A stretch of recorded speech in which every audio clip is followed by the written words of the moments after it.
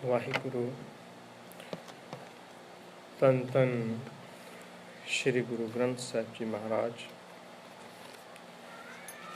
तिन्हां दी आनंदमय गोद उस परमात्मा दा रहम करन दा एक तरीका साध संगत। साध संगत दे विच बिताया होया हर पल साडे मन की भावना, साडे मन के तल नूं एकाग्र करता है। उसकी बख्शिश, उसकी रहमत संगत दे विचों ही हुंदी है। कोई भी बच्चा इकल्ला क्लास पास नहीं कर सकता।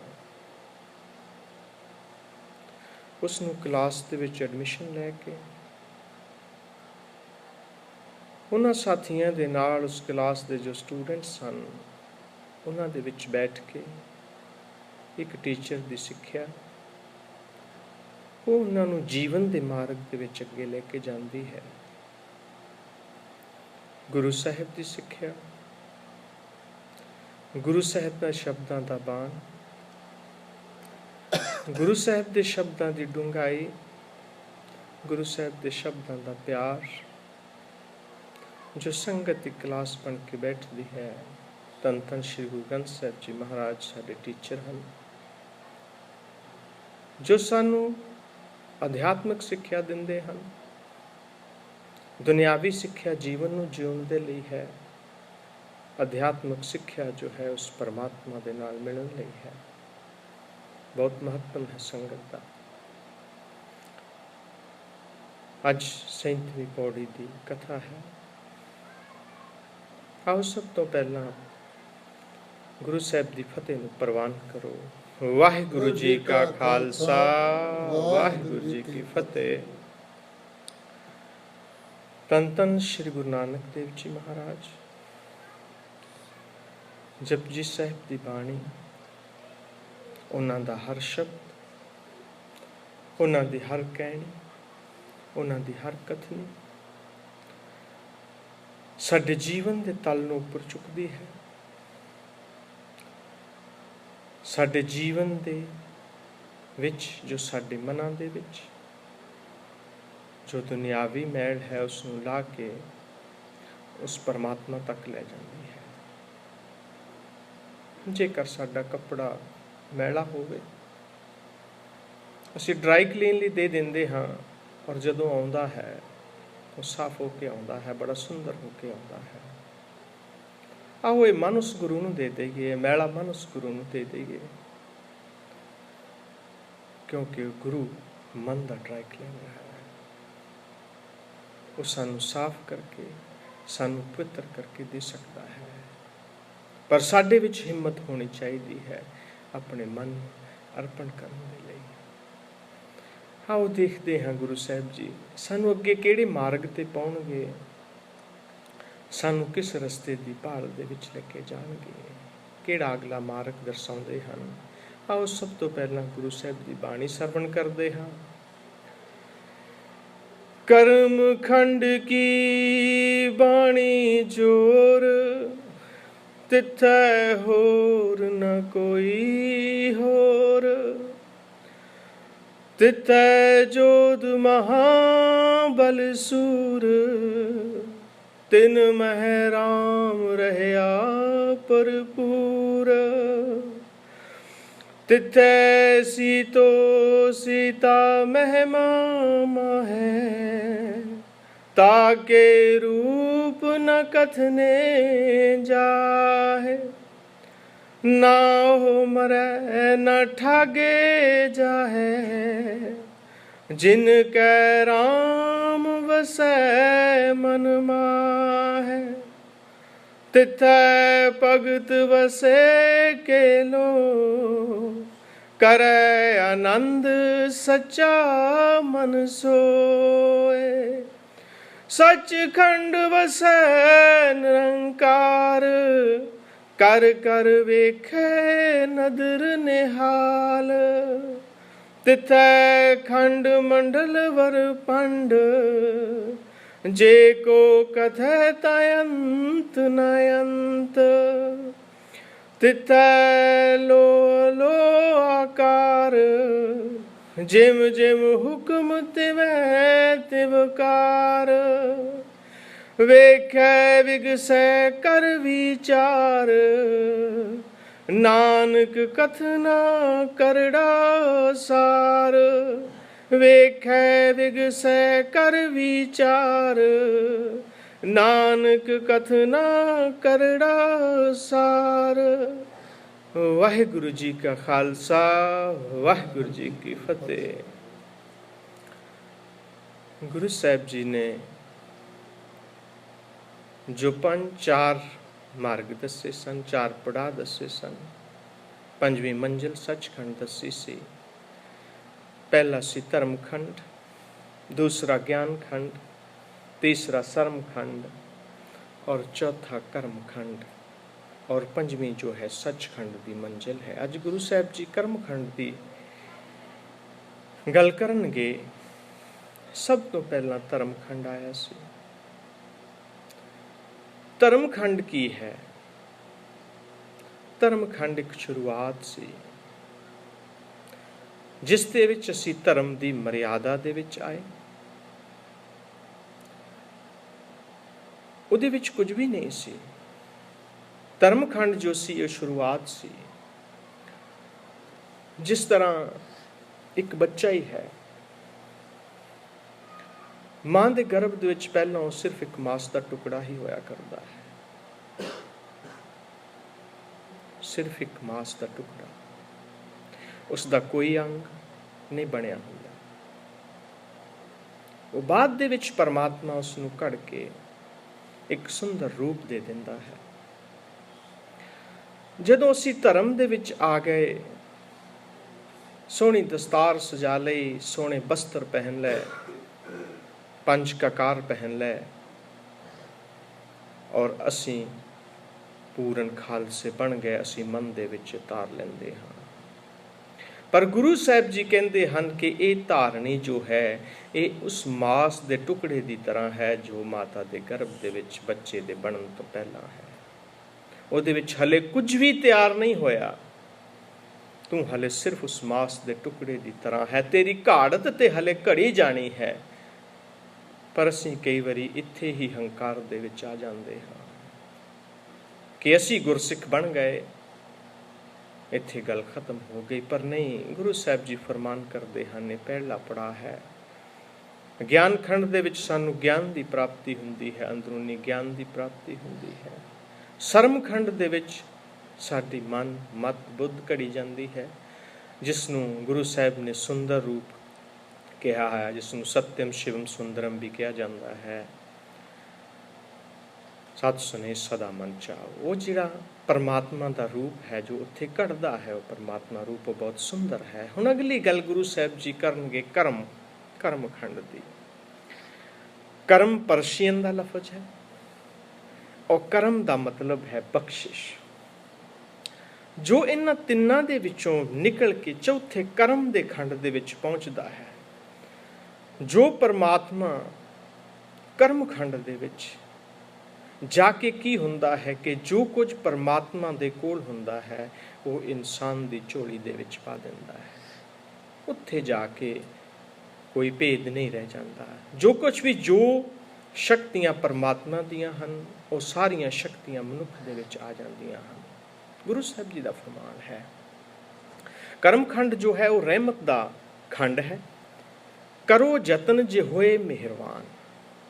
गुरु साहब जी का फरमान है, जतन कर, कोशिश कर, तेरे उत्ते कि उस पिता की मेहर हो जाए, मेहर की वर्खा हो जाए, ताकि तू उस परमात्मा नाल मिल के इस खंड तक पहुँच सके। उस परमात्मा दे अगे अपनी बेनती कर। इस्लाम धर्म दे विच कहा जाता है उल रहमान उल रहनी रहीम। वो बड़ा ही रहम दिल है, वो बड़ा ही दयालु है, वो बड़ा ही मेहरबान है। उस परमात्मा की जो मेहर है सब ते हुंदी है। तन तन श्री गुरु ਗੋਬਿੰਦ ਸਿੰਘ ਜੀ ਮਹਾਰਾਜ, ਦੋਖਨ ਦੇਖਤ ਹੈ ਪਰ ਦੇਤ ਨਾ ਹਾਰੇ। ਉਹ ਪਰਮਾਤਮਾ ਸਾਡੇ ਔਗਣ ਦੇਖਦਾ ਹੈ, ਸਾਡੀਆਂ ਬੁਰਾਈਆਂ ਨੂੰ ਦੇਖਦਾ ਹੈ, ਪਰ ਫਿਰ ਵੀ ਉਹ ਕਦੇ ਆਪਣਾ ਹੱਥ ਸੰਕੋਚਦਾ ਨਹੀਂ। ਉਹ ਸਾਨੂੰ ਹਰ ਰਹਿਮਤ ਦੇ ਨਾਲ, ਉਹ ਸਾਨੂੰ ਹਰ ਬਖਸ਼ਿਸ਼ ਦੇ ਨਾਲ, ਉਹ ਸਾਨੂੰ ਆਪਣੇ ਹਰ ਪਿਆਰ ਦੇ ਨਾਲ ਬਖਸ਼ਦਾ ਹੈ, ਕਿਰਪਾ ਕਰਦਾ ਹੈ। ਇਹ ਗੱਲ ਵੱਖਰੀ ਹੈ ਕਿ ਅਗਰ ਕੋਈ ਇਨਸਾਨ ਸੂਰਜ ਦੇ ਸਾਹਮਣੇ ਖੜਾ ਹੈ ਔਰ ਆਪਣੀਆਂ ਅੱਖਾਂ ਬੰਦ ਕਰ ਲਵੇ, ਹੁਣ ਪ੍ਰਕਾਸ਼ ਤੇ ਆ ਰਿਹਾ ਹੈ, ਜੋ ਸੂਰਜ ਦਾ ਪ੍ਰਕਾਸ਼ ਹੈ ਉਹ ਹਰ ਇੱਕ ਤੇ ਪੈ ਰਿਹਾ ਹੈ। ਪਰ ਜਿਸ ਇਨਸਾਨ ਨੇ ਪਿੱਠ ਕਰ ਲਈ ਹੈ ਜਾਂ ਜਿਸ ਇਨਸਾਨ ਨੇ ਅੱਖਾਂ ਬੰਦ ਕਰ ਲਈਆਂ ਹਨ, ਸੂਰਜ ਦੀ ਰੋਸ਼ਨੀ ਤੇ ਉਸ ਤੇ ਵੀ ਪੈ ਰਹੀ ਹੈ, ਪਰ ਉਹ ਉਸ ਸੂਰਜ ਦੀ ਰੋਸ਼ਨੀ ਦਾ ਲਾਭ ਨਹੀਂ ਉਠਾ ਸਕਦਾ। ਦੁਸ਼ਟ ਤੋਂ ਦੁਸ਼ਟ ਤੇ ਨਾਸਤਿਕ ਤੋਂ ਨਾਸਤਿਕ ਇਨਸਾਨ ਵੀ ਜੋ ਹੈ, ਉਹਦੇ ਉੱਤੇ ਵੀ ਪਰਮਾਤਮਾ ਦੀ ਜੋ ਹੈ ਉਹ ਕਿਰਪਾ ਹੋ ਰਹੀ ਹੈ, ਉਹਦੀ ਰੋਸ਼ਨੀ, ਉਹਦਾ ਪਿਆਰ, ਉਹਦੀ ਰਹਿਮਤ, ਉਹਦੀ ਬਖਸ਼ਿਸ਼ ਹਮੇਸ਼ਾ ਹੋ ਰਹੀ ਹੈ। ਹਾਂ, ਉਸਨੇ ਇਸ ਤੋਂ ਅੱਖਾਂ ਬੰਦ ਕੀਤੀਆਂ ਹੋਈਆਂ ਹਨ।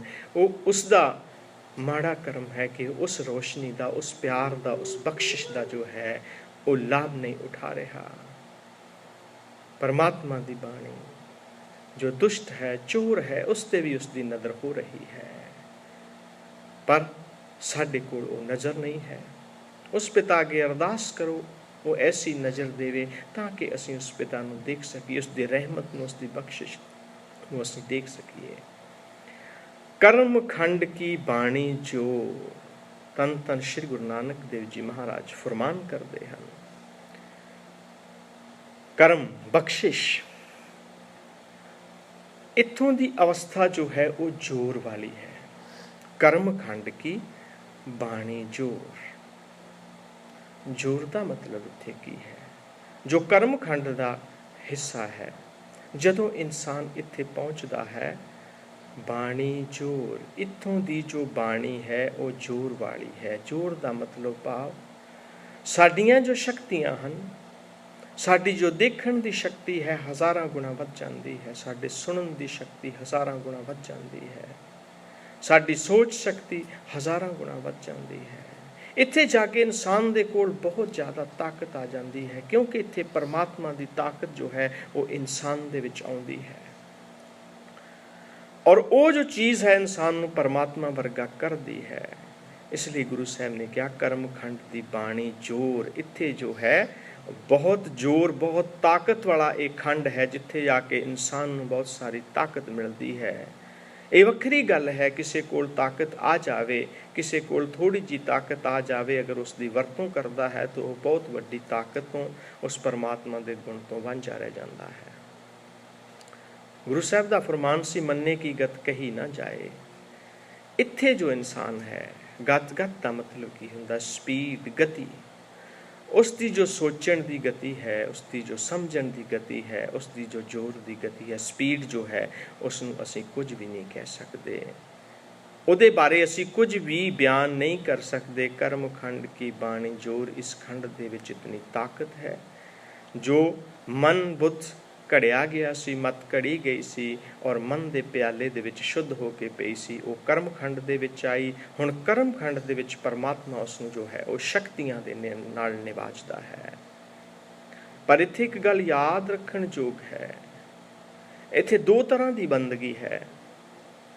ਇੱਕ ਬੰਦਗੀ ਉਹ ਹੁੰਦੀ ਹੈ ਜਿਹੜੀ ਕਰਕੇ ਉਹਦੇ ਬਦਲੇ ਦੇ ਵਿੱਚ ਕੁਛ ਮੰਗਿਆ ਜਾਵੇ, ਜਿਸ ਤਰ੍ਹਾਂ ਸਿੱਧ ਕਰਦੇ ਸਨ, ਉਹ ਰਿੱਧੀਆਂ ਸਿੱਧੀਆਂ ਜਿਹੜੀਆਂ ਸੀ ਉਹਨਾਂ ਦੀ ਪ੍ਰਾਪਤੀ ਕਰਦੇ ਸਨ, ਉਹ ਬੰਦਗੀ ਕਰਦੇ ਸਨ, ਪਰ ਕਹਿੰਦੇ ਸਨ ਕਿ ਇਹ ਪਰਮਾਤਮਾ ਇਸ ਦੇ ਬਦਲੇ ਵਿੱਚ ਸਾਨੂੰ ਕੁਛ ਦੇ। ਉਹ ਬਦਲੇ ਦੇ ਵਿੱਚ ਜੋ ਉਹ ਸੀ ਉਹ ਕਰਮ ਮੰਗਦੇ ਸੀ। ਪਰ ਦੂਸਰੀ ਬੰਦਗੀ ਜੋ ਹੈ, ਉਹ ਬੰਦਗੀ ਉਹ ਹੈ ਕਿ ਇਹ ਬੰਦੇ ਬੰਦਗੀ ਕਰ, ਪਰ ਉਸ ਦੇ ਇਵਜ਼ਾਨੇ ਵਿੱਚ, ਉਸ ਦੇ ਬਦਲੇ ਦੇ ਵਿੱਚ ਕੁਝ ਨਾ ਮੰਗ। ਇਸ ਖੰਡ ਦੇ ਵਿੱਚ ਅਸੀਂ ਤਾਂ ਹੀ ਪਹੁੰਚ ਸਕਾਂਗੇ, ਇਹਨਾਂ ਖੰਡਾਂ ਦੇ ਵਿੱਚ, ਜੇ ਅਸੀਂ ਗੁਰਬਾਣੀ ਪੜ੍ਹਦੇ ਹਾਂ, ਜੇ ਅਸੀਂ ਜਾਪ ਕਰਦੇ ਹਾਂ, ਜੇ ਅਸੀਂ ਉਸ ਪਿਤਾ ਦੇ ਲੜ ਲੱਗੇ ਹਾਂ, ਉਸ ਪਿਤਾ ਦੀ ਬਾਣੀ ਇਸ ਹਿਰਦੇ ਦੇ ਵਿੱਚ ਵਸੀ ਹੋਈ ਹੈ, ਉਹ ਨਿਰਸਵਾਰਥ ਹੋਵੇ, ਜਿਹਦੇ ਵਿੱਚ ਕਿਸੇ ਤਰ੍ਹਾਂ ਦਾ ਸਵਾਰਥ ਨਾ ਹੋਵੇ, ਉਹ ਜੋ ਹੈ ਉਹ ਪਰਮਾਤਮਾ ਨੂੰ ਮਿਲਾ ਸਕਦੀ ਹੈ। ਸ਼ਕਤੀਆਂ ਇਹਦੇ ਵਿੱਚ ਵੀ ਆਉਂਦੀਆਂ ਹਨ। ਇਹ ਨਹੀਂ ਹੈ ਕਿ ਸ਼ਕਤੀਆਂ ਇਹਦੇ ਵਿੱਚ ਆਉਂਦੀਆਂ ਨਹੀਂ, ਪਰ ਇਹ ਬਿਨ ਮੰਗਿਆਂ ਪਰਮਾਤਮਾ ਸ਼ਕਤੀਆਂ ਦਿੰਦਾ ਹੈ।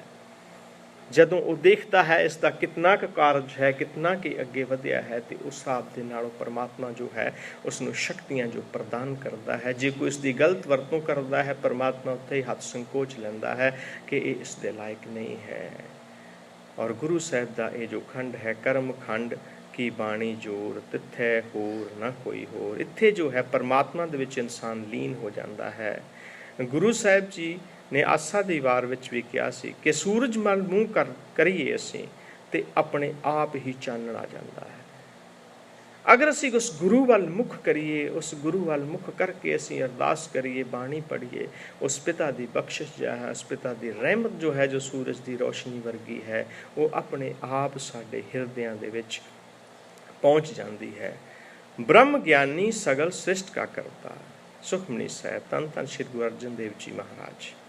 ਕਿ ਜੋ ਬ੍ਰਹਮ ਗਿਆਨੀ ਦੀ ਅਵਸਥਾ ਹੈ, ਇੱਥੇ ਜਾ ਕੇ ਜੋ ਬ੍ਰਹਮ ਗਿਆਨੀ ਬਣਦਾ ਹੈ, ਜੋ ਸੰਤ ਬਣਦਾ ਹੈ, ਉਹਦੀ ਤੇ ਪਰਮਾਤਮਾ ਦੀ ਕਰਨੀ ਦੇ ਵਿੱਚ ਕੋਈ ਅੰਤਰ ਨਹੀਂ ਰਹਿ ਜਾਂਦਾ, ਕਿਉਂਕਿ ਬ੍ਰਹਮ ਗਿਆਨੀ ਦੇ ਵਿੱਚ ਪਰਮਾਤਮਾ ਹੈ ਔਰ ਪਰਮਾਤਮਾ ਦੇ ਵਿੱਚ ਬ੍ਰਹਮ ਗਿਆਨੀ ਹੈ।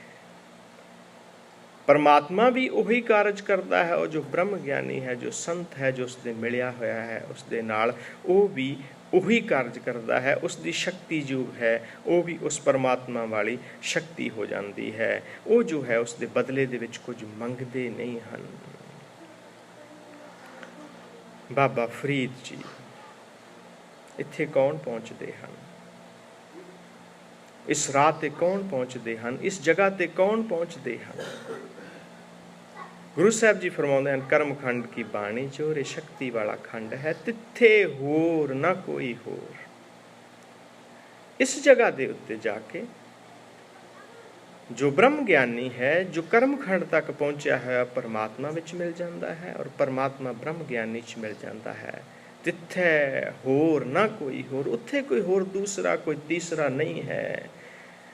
ਜਿਸ ਤਰ੍ਹਾਂ ਅਸੀਂ ਦੋ ਗਲਾਸਾਂ ਦੇ ਵਿੱਚ ਜਲ ਲੈ ਲਈਏ, ਉਹਨਾਂ ਦੋਨਾਂ ਨੂੰ ਅੱਧਾ ਅੱਧਾ ਭਰ ਲਈਏ, ਉਸ ਜਲ ਨੂੰ ਅਸੀਂ ਦੋ ਚਾਰ ਵਾਰੀ ਇੱਕ ਵਾਰੀ ਮਿਲਾ ਦਈਏ, ਤੇ ਸਾਨੂੰ ਇਹ ਕਹਿਣਾ ਮੁਸ਼ਕਿਲ ਹੋ ਜਾਵੇਗਾ ਕਿ ਪਹਿਲੇ ਗਲਾਸ ਵਾਲਾ ਪਾਣੀ ਕਿਹੜਾ ਹੈ ਤੇ ਦੂਸਰੇ ਗਲਾਸ ਵਾਲਾ ਪਾਣੀ ਕਿਹੜਾ ਹੈ। ਔਰ ਇਸ ਤਰ੍ਹਾਂ ਜੋ ਹੈ ਉਹ ਪਰਮਾਤਮਾ ਦੇ ਵਿੱਚ ਜੋ ਬ੍ਰਹਮ ਗਿਆਨੀ ਹੈ ਉਹ ਮਿਲ ਜਾਂਦਾ ਹੈ। ਉਹਨਾਂ ਦੋਨਾਂ ਦੇ ਵਿੱਚ ਜੋ ਅੰਤਰ ਕਰਨਾ ਹੈ ਉਹ ਕਿਸੇ ਦੇ ਵੀ ਵੱਸ ਦੀ ਗੱਲ ਨਹੀਂ ਹੈ, ਕਿਉਂਕਿ ਉਹ ਇੱਕ ਹੋ ਜਾਂਦੇ ਹਨ।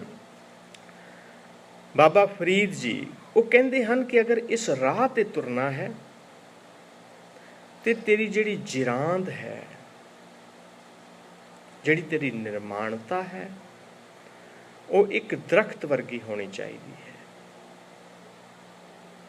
ਪਹਿਲੀ ਗੱਲ ਤੇ ਇਹ ਹੈ ਕਿ ਦਿਲ ਦੀ ਲਾਏ ਪ੍ਰਾਂਤ। ਸਭ ਤੋਂ ਪਹਿਲਾਂ ਤੇ ਇਹ ਇਨਸਾਨ ਇਹ ਕਰ, ਤੂੰ ਆਪਣੇ ਜੋ ਦਿਲ ਦੀ ਮੈਲ ਹੈ ਪਹਿਲਾਂ ਉਸ ਨੂੰ ਲਾ। ਅਗਰ ਕੋਈ ਬੀਬਾ ਕੱਪੜਾ ਹੀ ਸੀ ਰਹੀ ਹੈ ਨਾ, ਅਸੀਂ ਸੂਟ ਦੀ ਕਟਾਈ ਕਰਦੇ ਹਾਂ ਜਾਂ ਕਮੀਜ਼ ਦੀ ਕਟਾਈ ਕਰਦੇ ਹਾਂ, ਤੇ ਉਸ ਦੀਆਂ ਜਿਹੜੀਆਂ ਵਾਧੂ ਕਾਂਤਰਾਂ ਹੁੰਦੀਆਂ ਹਨ ਉਹ ਕੈਂਚੀ ਦੇ ਨਾਲ ਲਾ ਦਿੱਤੀਆਂ ਜਾਂਦੀਆਂ ਹਨ, ਕਿਉਂਕਿ ਉਹ ਵਿਅਰਥ ਹੁੰਦੀਆਂ ਹਨ, ਉਹਨਾਂ ਦਾ ਕੋਈ ਕੰਮ ਨਹੀਂ ਹੁੰਦਾ। ਉਹ ਸੂਟ ਦੀ ਜੋ ਬਣਤਰ ਹੈ ਜਾਂ ਉਸ ਕਮੀਜ਼ ਦੀ ਜੋ ਬਣਤਰ ਹੈ ਉਹਦੇ ਆਧਾਰ 'ਤੇ ਨਹੀਂ ਹੁੰਦੀਆਂ। ਔਰ ਪਰਮਾਤਮਾ ਵੀ ਇਹ ਕਰਦਾ ਹੈ, ਜਦੋਂ ਉਸ ਦੇ ਰਾਹ ਵੱਲ ਤੁਰਦੇ ਹਾਂ, ਮਨ ਦੀ ਮੈਲ ਜੋ ਲੱਥਦੀ ਹੈ, ਉਹ ਜੋ ਵਾਧੂ ਦੀ ਗੱਲ ਹੈ ਮਨ ਦੇ ਵਿੱਚ, ਜੋ ਫਜ਼ੂਲ ਦੀ ਗੱਲ ਹੈ, ਜੋ ਨਫ਼ਰਤ ਹੈ ਜਾਂ ਕਿਸੇ ਤਰ੍ਹਾਂ ਦੀ ਵੀ ਜੋ ਸਦੀਆਂ ਦੀ ਮੈਲ, ਕਈ ਯੁੱਗਾਂ ਦੀ ਮੈਲ ਸਾਡੇ ਮਨ ਦੇ ਅੰਦਰ ਭਰੀ ਹੋਈ ਹੈ, ਪਹਿਲਾਂ ਉਸ ਨੂੰ ਲਾਉਂਦਾ ਹੈ। ਬਾਬਾ ਫਰੀਦ ਜੀ ਕਹਿੰਦੇ ਹਨ, ਅਗਰ ਤੁਰਨਾ ਹੈ ਤੇ ਸਭ ਤੋਂ ਪਹਿਲਾਂ ਆਪਣੇ ਮਨ ਦੀ ਜੋ ਮੈਲ ਹੈ ਉਸ ਨੂੰ ਲਾ। ਦਰਵੇਸ਼ਾਂ ਨੂੰ ਲੋੜੀਏ ਰੁੱਖਾਂ ਦੀ ਜਿਰਾਂਦ। ਬਾਬਾ ਫਰੀਦ ਜੀ ਕਹਿ ਰਹੇ ਹਨ ਕਿ ਰੁੱਖਾਂ ਜਿਹੀ ਜਿਰਾਂਦ ਤੇਰੇ ਕੋਲ ਹੋਣੀ ਚਾਹੀਦੀ ਹੈ, ਤੇਰੇ ਕੋਲ ਨਿਰਮਾਣਤਾ ਹੋਣੀ ਚਾਹੀਦੀ ਹੈ। ਰੁੱਖ ਹੈ ਉਹ ਕਦੇ ਕਿਸੇ ਨੂੰ ਨਹੀਂ ਕਹਿੰਦਾ ਮੈਨੂੰ ਗਰਮੀ ਲੱਗਦੀ ਹੈ, ਮੈਨੂੰ ਠੰਡ ਲੱਗਦੀ ਹੈ। ਉਹ ਹਰ ਰੁੱਤ ਦੇ ਵਿੱਚ ਨਾ ਜਾਣੇ ਕਿੰਨੀਆਂ ਬਰਫ਼ਾਂ ਉਹਨਾਂ 'ਤੇ ਪੈਂਦੀਆਂ ਹਨ, ਕਿੰਨੇ ਮੀਂਹ ਪੈਂਦੇ ਹਨ, ਕਿੰਨੀਆਂ ਹਨੇਰੀਆਂ ਆਉਂਦੀਆਂ ਹਨ, ਪਰ ਉਹ ਆਪਣੇ ਥਾਂ 'ਤੇ ਸਥਿਰ ਰਹਿੰਦਾ ਹੈ। ਦਰਖਤ ਜੋ ਹੈ ਉਸ ਦੀ ਜੋ ਜਿਰਾਂਦ ਹੈ, ਉਸ ਦੀ ਜੋ ਨਿਰਮਾਣਤਾ ਹੈ, ਉਹ ਸਾਰੀ ਦੀ ਸਾਰੀ ਧੁੱਪ ਆਪਣੇ ਉੱਪਰ ਲੈ ਲੈਂਦਾ ਹੈ ਔਰ ਆਪਣੀ ਛਾਵੇਂ ਆਪ ਨਹੀਂ ਬੈਠਦਾ, ਆਪਣੀ ਛਾਵੇਂ ਦੂਸਰਿਆਂ ਨੂੰ ਬਿਠਾਉਂਦਾ ਹੈ। ਇਹ ਗੁਰਸਿੱਖ ਤੇਰੀ ਹਾਲਤ ਇਹ ਹੋਣੀ ਚਾਹੀਦੀ ਹੈ। ਉਸ ਰੁੱਖਾਂ ਵਰਗੀ ਅਗਰ ਤੇਰੀ ਜਿਰਾਂਦ ਹੋਵੇ ਤੇ ਤੂੰ ਤਾਂ ਹੀ ਇਸ ਖੰਡ ਤੱਕ ਪਹੁੰਚ ਸਕਦਾ ਹੈ, ਤਾਂ ਹੀ ਤੂੰ ਇਸ ਪਰਮਾਤਮਾ ਦੇ ਦਰ ਤੱਕ ਪਹੁੰਚ ਸਕਦਾ ਹੈ। ਦਰਖਤ ਜੋ ਹੈ ਉਹਦੀ ਇੱਕ ਬਹੁਤ ਵੱਡੀ ਨਿਰਮਾਣਤਾ ਹੈ, ਉਹ ਹਮੇਸ਼ਾ ਇੱਕ ਜਗ੍ਹਾ ਤੇ ਰਹਿੰਦਾ ਹੈ, ਇੱਕ ਟਿਕਾਓ, ਇੱਕ ਤੇ ਭਰੋਸਾ। ਜਿੰਨਾ ਚਿਰ ਸਾਨੂੰ ਇੱਕ ਤੇ ਭਰੋਸਾ ਨਹੀਂ ਹੈ, ਅਗਰ ਅਸੀਂ ਉਸ ਪਰਮਾਤਮਾ ਨੂੰ ਮੰਨਣਾ ਹੈ, ਗੁਰੂ ਗ੍ਰੰਥ ਸਾਹਿਬ ਦੀ ਬਾਣੀ ਨੂੰ ਮੰਨਣਾ ਹੈ, ਔਰ ਅਸੀਂ ਨਗਾਂ ਵਾਲੀਆਂ ਮੁੰਦੀਆਂ ਵੀ ਪਾਉਣੀਆਂ ਹਨ ਜਿਨ੍ਹਾਂ ਦੇ ਉੱਤੇ ਕਿ ਤੁਹਾਡਾ ਆ ਭਲਾ ਹੋ ਜਾਏਗਾ, ਅਸੀਂ ਵਰਤ ਵੀ ਰੱਖਣੇ ਹਨ, ਨਹੀਂ ਗੁਰੂ ਪਿਆਰੇ, ਉਹ ਗੱਲ ਨਹੀਂ ਬਣਦੀ। ਗੁਰੂ ਸਾਹਿਬ ਦਾ ਫਰਮਾਨ ਹੈ, ਬਾਬਾ ਫਰੀਦ ਜੀ ਦਾ ਫਰਮਾਨ ਹੈ, ਉਸ ਰੁੱਖ ਵਾਂਗੂ ਇੱਕ ਜਗ੍ਹਾ ਤੇ ਖੜ ਜਾ। ਔਰ ਉਹਨੂੰ ਦਾ ਲਾਭ ਕੀ ਹੁੰਦਾ ਹੈ? ਉਸ ਦਰਖਤ ਨੂੰ ਉਹ ਹਮੇਸ਼ਾ ਹਰਾ ਰਹਿੰਦਾ ਹੈ, ਜਦ ਵੀ ਰੁੱਤ ਆਉਂਦੀ ਹੈ ਉਹ ਹਮੇਸ਼ਾ ਆਪਣੇ ਥਾਂ ਤੇ ਰਹਿੰਦਾ ਹੈ। ਕਦੇ ਇੱਕ ਪਲੇ ਹੋਏ ਦਰਖਤ ਨੂੰ ਪੁੱਟ ਕੇ ਦੂਸਰੀ ਜਗ੍ਹਾ ਤੇ ਲਾ ਦਿਓ, ਕਦੇ ਹਰਾ ਨਹੀਂ ਹੋਵੇਗਾ, ਉਹ ਸੁੱਕ ਜਾਂਦਾ ਹੈ। ਅਸੀਂ ਵੀ ਅੱਜ ਧਰਮ ਦੇ ਵਿੱਚ ਇਸੇ ਕਰਕੇ ਸੁੱਕ ਰਹੇ ਹਾਂ, ਸਾਡਾ ਇੱਕ ਤੇ ਵਿਸ਼ਵਾਸ ਨਹੀਂ ਹੈ। ਇਸ ਲਈ ਬਾਬਾ ਜੀ ਕਹਿੰਦੇ ਹਨ, ਬਾਬਾ ਫਰੀਦ ਜੀ, ਕਿ ਦਿਲ ਦੀ ਪਹਿਲਾਂ ਤੂੰ ਆਪਣੀ ਮੈਲ ਲਾ। ਜੇ ਤੂੰ ਦਰਵੇਸ਼ ਬਣਨਾ ਚਾਹੁੰਦਾ ਹੈ, ਉਸ ਪਰਮਾਤਮਾ ਦੇ ਦਰ ਤੇ ਨਿਰਮਾਣਤਾ ਦਾ ਪੁੰਜ ਬਣਨਾ ਚਾਹੁੰਦਾ ਹੈ, ਤੇ ਤੇਰੀ ਨਿਰਮਾਣਤਾ ਜਿਹੜੀ ਹੈ ਉਸ ਦਰਖਤ ਵਰਗੀ ਹੋਣੀ ਚਾਹੀਦੀ ਹੈ, ਜਿਹੜਾ ਕਦੇ ਕਿਸੇ ਦੇ ਅੱਗੇ ਗੁਜ਼ਾਰਿਸ਼ ਨਹੀਂ ਕਰਦਾ, ਸਿਰਫ ਦਿੰਦਾ ਹੀ ਦਿੰਦਾ ਹੈ। ਇਹ ਜੋ ਹੈ, ਇਹ ਗੁਰਸਿੱਖ ਦਾ ਜੋ ਹੈ ਉਹ ਬਲ ਹੈ। ਇਹ ਚੀਜ਼ ਗੁਰਸਿੱਖ ਦੇ ਵਿੱਚ ਚਾਹੀਦੀ ਹੈ। ਗੁਰੂ ਸਾਹਿਬ ਜੀ ਦਾ ਫਰਮਾਨ, ਤਿੱਥੈ ਜੋਧ ਮਹਾਬਲ ਸੂਰ। ਇਸ ਜਗ੍ਹਾ ਤੇ ਪਹੁੰਚਦਾ ਕੌਣ ਹੈ? ਸੂਰਮੇ, ਜੋਧੇ, ਮਹਾਬਲੀ, ਜੋ ਕਥਨੀ ਦੇ ਸੂਰਮੇ ਹਨ, ਜੋ ਕਰਨੀ ਦੇ ਸੂਰਮੇ ਹਨ, ਉਹ ਇਸ ਜਗ੍ਹਾ ਤੇ ਪਹੁੰਚਦੇ ਹਨ। ਹੁਣ ਕਥਨੀ ਔਰ ਕਰਨੀ ਦਾ ਸੂਰਮਾ ਕਿਹੜਾ ਹੁੰਦਾ ਹੈ? ਦੁਨੀਆ ਦੇ ਵਿੱਚ ਦੋ ਤਰ੍ਹਾਂ ਦੀ ਲੜਾਈ ਹੈ। ਇੱਕ ਲੜਾਈ ਜੋ ਗੁਰੂ ਸਾਹਿਬ ਜੀ ਇੱਥੇ ਫਰਮਾ ਰਹੇ ਹਨ, ਤਿੱਥੇ ਜੋਧ ਮਹਾਬਲ ਸੂਰ, ਇਹਦੇ ਵਿੱਚ ਸੂਰਮੇ ਕੌਣ ਹਨ? ਜੋ ਆਪਣੇ ਆਪ ਨਾਲ ਨਿਤ ਲੜਦੇ ਹਨ, ਜੋ ਆਪਣੇ ਆਪ ਦੇ, ਆਪਣੇ ਮਨ ਦੇ ਨਾਲ ਝਗੜਾ ਕਰਦੇ ਹਨ, ਹਰ ਰੋਜ਼ ਮਨ ਦੇ ਨਾਲ ਝਗੜਾ ਕਰਕੇ ਆਪਣੇ ਜੀਵਨ ਨੂੰ ਸਵਾਰਦੇ ਹਨ। ਕਿਉਂਕਿ ਇਨਸਾਨ ਦੇ ਕੋਲ ਝਗੜਾ ਕਰਨ ਦੀ ਸ਼ਕਤੀ ਹੈ। ਹੁਣ ਜੇ ਕੋਈ ਇਨਸਾਨ ਆਪਣੇ ਮਨ ਦੇ ਨਾਲ ਝਗੜਾ ਨਹੀਂ ਕਰੇਗਾ, ਉਹ ਕਿੱਥੇ ਝਗੜਾ ਕਰੇਗਾ? ਉਸ ਸੰਸਾਰ ਦੇ ਵਿੱਚ ਝਗੜਾ ਕਰੇਗਾ ਕਿਸੇ ਦੇ ਨਾਲ। ਕਿਉਂਕਿ ਜੋ ਸ਼ਕਤੀ ਹੈ ਉਸ ਨੂੰ ਕਿਤੇ ਨਾ ਕਿਤੇ ਤੇ ਉਸਨੇ ਲੈ ਕੇ ਜਾਣਾ ਹੀ ਹੈ, ਉਸ ਸ਼ਕਤੀ ਨੂੰ ਕਿਤੇ ਨਾ ਕਿਤੇ ਤੇ ਯੂਜ਼ ਕਰਨਾ ਹੀ ਹੈ। ਅਗਰ ਉਹ ਮਨ ਦੇ ਨਾਲ ਯੂਜ਼ ਕਰੇਗਾ, ਆਪਣੇ ਮਨ ਦੇ ਨਾਲ ਝਗੜਾ ਕਰੇਗਾ, ਆਪਣੀਆਂ ਬੁਰਾਈਆਂ ਨੂੰ, ਆਪਣੀ ਮੈਲ ਨੂੰ ਲਾਏਗਾ, ਉਸ ਦੇ ਵਿੱਚ ਕੀ ਹੈ? ਉਸ ਦੇ ਵਿੱਚ ਤਾਕਤ ਆਉਣੀ ਸ਼ੁਰੂ ਹੋ ਜਾਏਗੀ, ਉਸ ਦੇ ਵਿੱਚ ਸ਼ਕਤੀਆਂ ਆਉਣੀਆਂ ਸ਼ੁਰੂ ਹੋ ਜਾਣਗੀਆਂ। ਔਰ ਜਦੋਂ ਇਨਸਾਨ ਸੰਸਾਰ ਦੇ ਨਾਲ ਝਗੜਾ ਕਰਦਾ ਹੈ, ਉਸ ਦੀ ਜੋ ਤਾਕਤ ਹੈ, ਉਸ ਦਾ ਜੋ ਬਲ ਹੈ, ਉਹ ਜਾਂਦਾ ਰਹਿੰਦਾ ਹੈ, ਉਹ ਆਪਣਾ ਸਾਰਾ ਕੁਝ ਹੀ ਗਵਾ ਲੈਂਦਾ ਹੈ। ਉਹ ਜੋ ਸ਼ਕਤੀ ਹੈ ਜੋ ਪਰਮਾਤਮਾ ਨੇ ਦਿੱਤੀ ਸੀ, ਪਰਮਾਤਮਾ ਨੂੰ ਮਿਲਣ ਦੇ ਲਈ ਮਨ ਦੇ ਨਾਲ ਝਗੜਾ ਕਰਕੇ, ਆਪਣੇ ਆਪ ਦੇ ਨਾਲ ਝਗੜਾ ਕਰਕੇ, ਆਪਣੇ ਵਿਚਾਰਾਂ ਦੇ ਨਾਲ ਝਗੜਾ ਕਰਕੇ, ਉਹ ਸ਼ਕਤੀ ਜੋ ਹੈ ਉਹ ਫਿਰ ਦੂਸਰਿਆਂ ਦੇ ਨਾਲ ਲੜ ਕੇ, ਇਸ ਸੰਸਾਰ ਦੇ ਨਾਲ ਲੜ ਕੇ ਜੋ ਹੈ ਉਹ ਗਵਾ ਬੈਠਦਾ ਹੈ। ਇਸੇ ਤਰ੍ਹਾਂ ਜੋ ਰਾਜਨੀਤਿਕ ਲੋਕ ਹਨ, ਸੰਤ ਲੋਕ ਹਨ, ਰਾਜਨੀਤਿਕ ਲੋਕ ਜੋ ਹਨ ਉਹ ਰਾਜੇ ਬਣਦੇ ਹਨ ਦੂਸਰਿਆਂ ਦੇ ਨਾਲ, ਸੰਸਾਰ ਦੇ ਨਾਲ ਲੜ ਕੇ, ਪਰ ਉਹ ਫਿਰ ਵੀ ਖਾਲੀ ਤੇ ਭੁੱਖੇ ਰਹਿ ਜਾਂਦੇ ਹਨ। ਇੱਕ ਸੰਤ ਹੈ ਜੋ ਆਪਣੇ ਮਨ ਦੇ ਨਾਲ ਲੜ ਕੇ, ਆਪਣੇ ਨਾਲ ਝਗੜਾ ਕਰਕੇ, ਆਪਣੇ ਮਨ ਦੇ ਨਾਲ, ਆਪਣੇ ਵਿਚਾਰਾਂ ਦੇ ਨਾਲ ਉੱਚਾ ਉੱਠ ਕੇ ਉਹ ਜੋ ਹੈ ਉਹ ਸੰਤ ਬਣਦਾ ਹੈ। ਉਹ ਅਸਲੀ ਰੂਪ ਦੇ ਵਿੱਚ ਰਾਜਾ ਹੈ। ਰਾਜੇ ਦਾ ਮਤਲਬ ਕੀ ਹੁੰਦਾ ਹੈ? ਜੋ ਰੱਜਿਆ ਹੋਇਆ, ਜੋ ਤ੍ਰਿਪਤ ਹੋਇਆ ਹੋਇਆ। ਰਾਜਨੀਤਿਕ ਕਦੇ ਤ੍ਰਿਪਤ ਨਹੀਂ ਹੁੰਦਾ, ਪਰ ਸੰਤ ਮਹਾਂਪੁਰਸ਼ ਜੋ ਹੈ, ਜੋ ਉਸ ਪਰਮਾਤਮਾ ਦੀ ਗੁਰਬਾਣੀ ਨੂੰ ਪੜ੍ਹਦਾ ਹੈ, ਉਸ ਪਰਮਾਤਮਾ ਦੇ ਨਾਲ ਮਿਲਦਾ ਹੈ, ਉਹ ਤ੍ਰਿਪਤ ਹੁੰਦਾ ਹੈ। ਔਰ ਉਹ ਜੋ ਚੀਜ਼ ਹੈ, ਆਪਣੇ ਮਨ ਦੇ ਨਾਲ ਝਗੜਾ ਕਰਨਾ ਜੋ ਹੈ ਉਹ ਸਹੀ ਹੈ। ਉਹਦੇ ਨਾਲ ਅਸੀਂ ਪਰਮਾਤਮਾ ਦੀ ਦਸ਼ਾ ਵੱਲ ਜਾਵਾਂਗੇ, ਪਰਮਾਤਮਾ ਦੀਆਂ ਸ਼ਕਤੀਆਂ ਸਾਡੇ ਵਿੱਚ ਆਉਣਗੀਆਂ। ਅਗਰ ਅਸੀਂ ਉੱਥੇ ਯੂਜ਼ ਨਹੀਂ ਕਰਦੇ ਤੇ ਫਿਰ ਉਹ ਜੋ ਚੀਜ਼ ਹੈ, ਉਹ ਸੰਸਾਰ ਦੇ ਨਾਲ ਝਗੜਾ ਕਰਕੇ ਅਸੀਂ ਆਪਣੇ ਆਪ ਨੂੰ, ਆਪਣੀਆਂ ਸ਼ਕਤੀਆਂ ਨੂੰ ਅਜਾਈਂ ਗਵਾਉਂਦੇ ਹਾਂ, ਔਰ ਜੋ ਦੁੱਖ ਹੈ ਉਹ ਸਹੇੜਦੇ ਹਾਂ। ਕਿਉਂਕਿ ਇਹ ਜੋ ਨਫ਼ਰਤ ਹੈ, ਇਹ ਕੀ ਹੈ? ਮਨੁੱਖ ਦੇ ਅੰਦਰ ਜ਼ਹਿਰ ਹੈ। ਹੁਣ ਅਗਰ ਅਸੀਂ ਸੱਪ ਨੂੰ ਹੀ ਲੈ ਲਈਏ, ਸੱਪ ਦੇ ਉਹਨੂੰ ਤਲਖੀ ਹੁੰਦੀ ਹੈ ਔਰ ਉਸ ਤਲਖੀ ਦੇ ਨਾਲ ਜਲਨ ਹੁੰਦੀ ਹੈ ਜਿਹੜੀ ਉਹਦੇ ਕਾਰਨ ਉਹ ਚੰਦਨ ਦੇ ਦਰਖਤ ਨਾਲ ਲਿਪਟਦਾ ਹੈ ਤਾਂ ਕਿ ਉਹ ਸ਼ਾਂਤ ਹੋ ਸਕੇ। ਔਰ ਉਹ ਜੋ ਜ਼ਹਿਰ ਹੈ ਉਹ ਜਦੋਂ ਬਹੁਤ ਜ਼ਿਆਦਾ ਹੋ ਜਾਂਦੀ ਹੈ ਔਰ ਉਸ ਨੂੰ ਕੋਈ ਜੀਵ ਜੰਤੂ ਜਾਂ ਜਾਨਵਰ ਨਹੀਂ ਮਿਲਦਾ ਜਿੱਥੇ ਉਹ ਆਪਣੀ ਜ਼ਹਿਰ ਨੂੰ ਕੱਢ ਸਕੇ,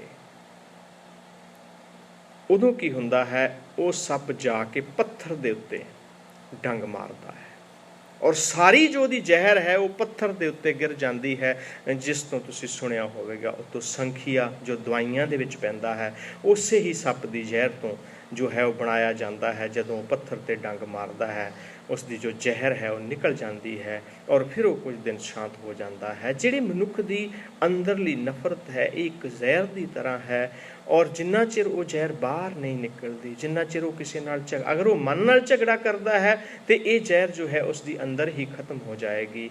ਅਗਰ ਉਹ ਇਸ ਜ਼ਹਿਰ ਨੂੰ ਆਪਣੇ ਆਪ ਖਤਮ ਨਹੀਂ ਕਰ ਸਕਦਾ, ਆਪਣੇ ਮਨ ਨਾਲ ਝਗੜਾ ਨਹੀਂ ਕਰ ਸਕਦਾ, ਆਪਣੇ ਆਪ ਨੂੰ ਅੰਦਰੋਂ ਨਹੀਂ ਦੇਖ ਸਕਦਾ, ਤੇ ਉਹ ਜੋ ਹੈ ਇਸ ਜ਼ਹਿਰ ਨੂੰ ਬਾਹਰ ਉਗਲੇਗਾ ਔਰ ਉਹ ਚੀਜ਼ ਜੋ ਹੈ ਉਸ ਸੰਸਾਰ ਦੇ ਵਿੱਚ ਲੜਾਈ ਦਾ ਕਾਰਨ ਬਣੇਗੀ, ਝਗੜੇ ਦਾ ਕਾਰਨ ਬਣੇਗੀ ਔਰ ਜਿਹਦੇ ਨਾਲ ਜੋ ਹੈ ਇੱਕ ਤਾਂ ਅਸੀਂ ਪਰਮਾਤਮਾ ਦੇ ਰਸਤੇ ਤੋਂ ਦੂਰ ਹੁੰਦੇ ਹਾਂ ਔਰ ਦੂਸਰਾ ਜੋ ਹੈ ਉਹ ਆਪਣੀ ਜ਼ਿੰਦਗੀ ਦੇ ਵਿੱਚ ਦੁੱਖ ਸਹੇੜ ਲੈਂਦੇ ਹਾਂ। ਫਿਰ ਅਸੀਂ ਕਈ ਵਾਰੀ ਕਹਿੰਦੇ ਹਾਂ ਪਰਮਾਤਮਾ ਪਤਾ ਨਹੀਂ ਕਿੰਨੀ ਗੱਲੀ ਰਾਜੀ ਹੈ, ਸਾਨੂੰ ਕਦੇ ਕੋਈ ਸੁੱਖ ਨਹੀਂ ਮਿਲਿਆ। ਐ ਬੰਦੇ, ਇਹ ਸਾਰੀ ਤੇਰੀ ਆਪਣੀ ਹੀ ਕਿਰਿਆ ਹੈ, ਤੂੰ ਆਪ ਹੀ ਜੋ ਕਰਦਾ ਹੈ ਉਹਦਾ ਫਲ ਤੂੰ ਆਪ ਹੀ ਭੁਗਤਦਾ ਹੈ। ਤਿੱਥੇ ਜੋਧ ਮਹਾਬਲ ਸੂਰ, ਉੱਥੇ ਜੋ ਹੈ ਉਹ ਯੋਧੇ ਜੋ ਹਨ ਉਹ ਹੀ ਪਹੁੰਚ ਸਕਦੇ ਹਨ। ਸਰਬ ਲੋਕ ਗ੍ਰੰਥ ਦੀ ਇੱਕ ਪੰਕਤੀ ਹੈ, ਧੰਨ ਧੰਨ ਸ਼੍ਰੀ ਗੁਰੂ ਗੋਬਿੰਦ ਸਿੰਘ ਮਹਾਰਾਜ ਜੀ ਦੀ, ਖਾਲਸਾ ਸੋ ਜੋ ਕਰੇ ਨਿਤ ਜੰਗ, ਖਾਲਸਾ ਸੋ ਜੋ ਚੜ੍ਹੇ ਤੁਰੰਗ। ਖਾਲਸਾ ਕੌਣ ਹੈ? ਖਾਲਸਾ ਉਹ ਹੈ ਜੋ ਵਿਚਾਰਾਂ ਦੇ ਘੋੜੇ ਦੇ ਉੱਤੇ ਬੈਠ ਕੇ ਨਿਤ ਜੰਗ ਕਰਦਾ ਹੈ, ਹਰ ਰੋਜ਼ ਆਪਣੇ ਮਨ ਦੇ ਨਾਲ ਜੰਗ ਕਰਦਾ ਹੈ, ਆਪਣੇ ਅੰਦਰ ਦੇ ਨਾਲ ਹਰ ਰੋਜ਼ ਜੰਗ ਕਰਦਾ ਹੈ। ਉਹ ਅਸਲੀ ਖਾਲਸਾ ਹੈ। ਜੋ ਬਾਹਰ ਜੰਗ ਕਰਦਾ ਹੈ ਉਹ ਖਾਲਸਾ ਨਹੀਂ ਹੈ। ਅਸਲੀ ਖਾਲਸਾ ਪਹਿਲਾਂ ਆਪਣੇ ਅੰਦਰ ਜੰਗ ਕਰਕੇ ਆਪਣੇ ਆਪ ਨੂੰ ਜੋ ਹੈ ਉਹ ਚੂਸਦਾ ਹੈ ਔਰ ਉਸ ਪਰਮਾਤਮਾ ਦੇ ਦਰ ਨੂੰ ਤਾਂ ਹੀ ਕਬੂਲ ਹੁੰਦਾ ਹੈ। ਭਗਤ ਕਬੀਰ ਜੀ ਮਹਾਰਾਜ, ਗਗਨ ਦਮਾਮਾ ਬਾਜਿਓ ਪਰਿਓ ਨਿਸ਼ਾਨੇ ਕਾਓ, ਖੇਤ ਜੋ ਮਾਂਡਿਓ ਸੂਰਮਾ ਅਬ ਜੂਝਣ ਕਾ ਚਾਓ। ਐ ਬੰਦੇ, ਐ ਪ੍ਰਾਣੀ, ਐ ਮਨੁੱਖ, ਤੈਨੂੰ ਜੋ ਇਹ ਜ਼ਿੰਦਗੀ ਮਿਲੀ ਹੈ ਇੱਕ ਜੰਗ ਦਾ ਮੈਦਾਨ ਮਿਲਿਆ ਹੈ ਜੂਝਣ ਦੇ ਲਈ ਔਰ ਇਹਦੇ ਵਿੱਚ ਜੂਝ ਕੇ ਤੂੰ ਉਸ ਪਰਮਾਤਮਾ ਨੂੰ ਮਿਲਣਾ ਹੈ। ਐ ਬੰਦੇ, ਜੂਝਣ ਤੋਂ ਪਿੱਛੇ ਨਾ ਹਟ, ਇਸ ਲੜਾਈ ਤੋਂ ਪਿੱਛੇ ਨਾ ਹਟ ਜੋ ਤੂੰ ਆਪਣੇ ਮਨ ਨਾਲ ਕਰਨੀ ਹੈ, ਜੋ ਆਪਣੇ ਅੰਦਰ ਨਾਲ ਕਰਨੀ ਹੈ। ਜਿਸ ਨੇ ਤੈਨੂੰ ਸਵਾਰਨਾ ਹੈ, ਜਿਸ ਨੇ ਤੈਨੂੰ ਸੋਹਣਾ ਕਰਨਾ ਹੈ, ਉਸਨੇ ਹੀ ਸੋਹਣਾ ਕਰਕੇ ਤੈਨੂੰ ਦੁਨੀਆ ਦੇ ਸਾਹਮਣੇ ਉਸ ਪਰਮਾਤਮਾ ਦੇ ਸਾਹਮਣੇ ਪ੍ਰਗਟ ਕਰਨਾ ਹੈ। ਪਰ ਇਹ ਜੋ ਜੰਗ ਹੈ ਇਹ ਜੋ ਹੈ ਇਹ ਨਿਤ ਕਰਨ ਵਾਲੀ ਹੈ ਔਰ ਜੋ ਜੀਵਨ ਹੈ ਇਹ ਇੱਕ ਜੰਗ ਹੀ ਹੈ। ਜੋ ਸੰਤ ਹੁੰਦਾ ਉਹ ਅੰਦਰੋਂ ਵੀ ਰਾਜਾ ਹੁੰਦਾ ਹੈ ਔਰ ਬਾਹਰੋਂ ਵੀ ਰਾਜਾ ਹੁੰਦਾ ਹੈ। ਜੋ ਰਾਜਨੀਤਿਕ ਲੋਕ ਜਾਂ ਦੁਨੀਆ ਦਾ ਰਾਜਾ ਹੁੰਦਾ ਹੈ ਉਹ ਦੁਨੀਆ ਵਾਸਤੇ ਰਾਜਾ ਹੁੰਦਾ ਹੈ, ਪਰ ਆਪਣੇ ਮਨ ਦਾ, ਆਪਣੇ ਅੰਦਰ ਦਾ ਉਹ ਗੁਲਾਮ ਹੁੰਦਾ ਹੈ। ਅਗਰ ਅਸੀਂ ਰਾਜੇ ਬਣਨਾ ਹੈ ਤੇ ਉਸ ਸੰਤ ਦੀ ਤਰ੍ਹਾਂ ਰਾਜੇ ਬਣੀਏ ਜੋ ਆਪਣੇ ਅੰਦਰ ਦਾ ਵੀ ਰਾਜਾ ਹੈ, ਜਿਸ ਦੀ ਅੰਦਰ ਦੀ ਹਾਲਤ ਵੀ ਆਪਣੇ ਕੰਟਰੋਲ ਦੇ ਵਿੱਚ ਹੈ, ਮਨ ਆਪਣੇ ਕਹਿਣੇ ਦੇ ਵਿੱਚ ਹੈ ਔਰ ਜੋ ਬਾਹਰ ਹੈ, ਜਦੋਂ ਮਨ ਸਾਡੇ ਅੰਦਰ ਹੋ ਗਿਆ, ਮਨ ਜੀਤੈ ਜਗ ਜੀਤ, ਫਿਰ ਇਹ ਸਾਰੀ ਦੁਨੀਆ ਦੇ ਉੱਤੇ ਆਪਣੇ ਆਪ ਹੀ ਉਸ ਬੰਦੇ ਦਾ ਰਾਜ ਹੋ ਜਾਂਦਾ ਹੈ। ਉਹ ਜਿੱਧਰ ਵੀ ਜਾਏਗਾ ਆਪਣੇ ਫੁੱਲ ਜੋ ਹੈ ਉਹ ਬਖੇਰਦਾ ਜਾਏਗਾ, ਆਪਣੀ ਖੁਸ਼ਬੂ ਜੋ ਹੈ ਉਹ ਬਖੇਰਦਾ ਜਾਏਗਾ। ਇਸ ਲਈ ਜੋ ਬਾਦਸ਼ਾਹ ਹੈ ਉਹ ਸਿਰਫ ਬਾਹਰ ਦਾ ਰਾਜਾ ਹੈ ਔਰ ਸੰਤ ਜੋ ਹੈ ਉਹ ਅੰਦਰ ਔਰ ਬਾਹਰ ਦੋਨਾਂ ਦਾ ਰਾਜਾ ਹੈ। ਅਸੀਂ ਕਈ ਵੇਲੇ ਅਰਦਾਸ ਕਹਿ ਦਿੰਦੇ ਹਾਂ ਕਿ ਅਰਦਾਸ ਕਰਨੀ ਹੈ, ਤਿੱਥੈ ਜੋਧ ਮਹਾਬਲ ਸੂਰ।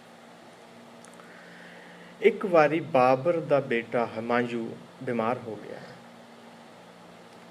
ਉਸਨੇ ਸਾਰੇ ਹੀ ਫਕੀਰਾਂ ਨੂੰ ਪਕੜ ਕੇ ਤੇ ਕਿਹਾ ਕਿ ਅਰਦਾਸ ਕਰੋ ਮੇਰਾ ਬੇਟਾ ਜੋ ਹੈ ਉਹ ਰਾਜੀ ਹੋ ਜਾਵੇ। ਜਿੰਨੇ ਵੀ ਉਸ ਇਲਾਕੇ ਦੇ ਫਕੀਰ ਸਨ ਉਹਨਾਂ ਨੂੰ ਪਕੜ ਕੇ ਲੈ ਆਂਦਾ। ਸਾਰਿਆਂ ਨੇ ਅਰਦਾਸ ਕੀਤੀ, ਸਾਰਿਆਂ ਨੇ ਦੁਆ ਕੀਤੀ, ਹਮਾਯੂ ਠੀਕ ਨਹੀਂ ਹੋਇਆ। बाबर गुरु नानक देव जी महाराज नूं भी फड़ लिया आया, कहन लगा, ऐ फकीर, ऐ गुरु नानक, दुआ कर, मेरा हुक्म है, दुआ कर मेरा बेटा ठीक हो जाए। गुरु नानक साहब जी कहन लगे, ऐ राजा, जो अरदास है वो हुक्म दे विच नहीं हुंदी, कदे अपने हुक्म नूं एक पासे कर ला, मैं अरदास करांगा, क्योंकि जो हुक्म दे विच है वो कदे कोई तेरे हमाजू तेरा बेटा ठीक क्यों नहीं होया, तू सारे ही फकीरां दे कोलों जो है अपने हुक्म दे विच अरदास करवाई है, तू अपने हंकार दे विच अरदास कराई है, इसलिए वो परमात्मा नूं कबूल नहीं हुई। तू अपने हुक्म नूं एक पासे कर लै, मैं अरदास करांगा। लेकिन वो बाबर हंकार दे विच सी, नहीं मन्निया। उसने गुरु नानक साहब नूं जेल दे विच डक दिता। बाद दे विच उन्होंने जदों गुरु नानक साहब के कारनामे देखे, उन्हां दी दृष्टि बाबर दे पई। ओहो ही बाबर गुरु नानक देव जी महाराज दे चरनां ते डिग्या, रो रो के अरदास कीती उसने गुरु नानक साहब अगे कि ऐ पिता, हुण ते मेरे बेटे नूं बचा लो। गुरु नानक साहब कहन लगे, तेरी अरदास कबूल है, तेरी अरदास असीं कर दित्ती, हो गई। साडी अरदास ते सारियां दे लई ही हुंदी है, पर जो अरदास दिल तो रो के तू कीती है, तू अपने आप ही उस खुदा दे अगे दुआ कर लई है, और वो खुदा तेरे बेटे नूं जरूर ठीक करेगा। और हिमांशु ठीक होया सी। असी जो भी करते हाँ, अगर असी हंकार दे विच करते हाँ, कदे संपूर्ण नहीं होएगा। अगर असी दिल तो करते हाँ, असी उस परमात्मा दे अगे रो के करते हाँ, हिरदे तो गिड़गिड़ा के करते हाँ, अपने हंकार नूं किते कई तयां दे थले छुपा के करते हाँ, जां हंकार नूं पिछों कढ के करते हाँ, वो अरदास जरूर कबूल होंदी है। तिथे जोध महाबल सूर, तिन मैं राम रहया भरपूर। जो इत्थे पहुँच जाते हैं कर्मखंड दे विच, उन्हां दे रोम रोम दे विच उस परमात्मा दी भरपूर हो जाता है, वो परमात्मा दी परमार दे नाल भरपूर हो जाते हैं। उन्हां दा जो है मन तन जो है वो रंगिया जाता है। तिथे सीतो सीता महिमा माहै, उसका रूप बयान करना जो है, तिथे सीतो सीता महिमा माहै। इत्थे सीता शब्द के दो अर्थ हैं। एक सीता का शब्द का अर्थ यह है जो उदाहरण के तौर पर लिया गया है, क्योंकि कल्ले मनुख ही नहीं, इस्त्रियां भी जो हैं वो उस दर नूं जांदियां हैं, उस परमात्मा के दर वल जांदियां हैं। क्योंकि गुरु नानक साहब के दर ते, सिੱਖੀ ਦੇ ਦਰ ਤੇ जो है वो नर और मादा का कोई भेद नहीं है।